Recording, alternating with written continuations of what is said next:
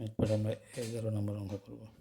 11 নম্বরে কি বলছে হচ্ছে লিজন বইমেলার প্রথম দিনে 1250 টাকা, দ্বিতীয় দিনে 1460 টাকা, তৃতীয় দিনে 1575 টাকা ও চতুর্থ দিনে 2000 টাকার বই বিক্রি করে। তাহলে সে ওই 4 দিনে মোট কত টাকার বই বিক্রি করে?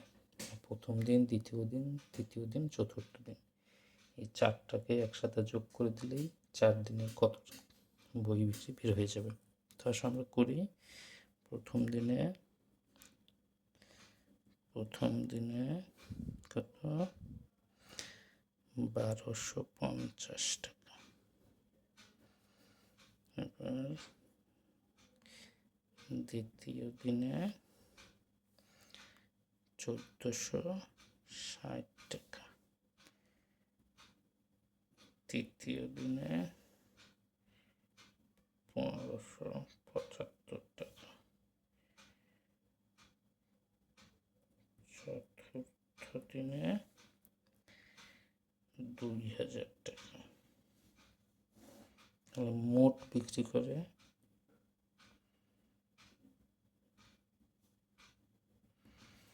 কত? 0, 7, 6, 13 আর 5, 18, 8 হাতে 1, তারপরে 5 আর 1 6 আর 4 10 আর 2 12, 2 হাতে 1, 2 আর 1 3 আর 4 আর 5 আর 6 টাকা। তাহলে উত্তর লিজন 4 দিনে